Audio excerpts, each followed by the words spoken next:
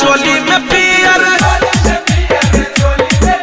अलहंगा में लाल डालब चोली में पियर सैया जी पीना छै महुआ के देसी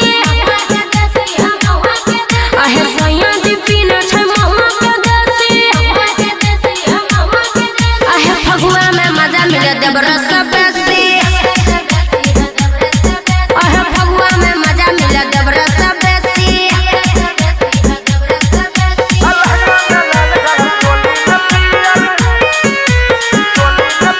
संजय सम्राट आहे गरम मसाला डाल के भौजी भेल छी गरम आहे नीचे में रहब देवर यहाँ सब चढ़ जाबू ऊपर से हम ये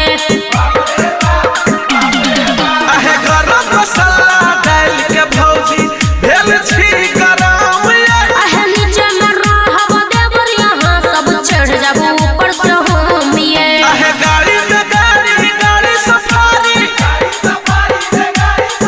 आहे गाड़ी में गाड़ी सफारी आहे लगे हम आयल छी मोट पिचक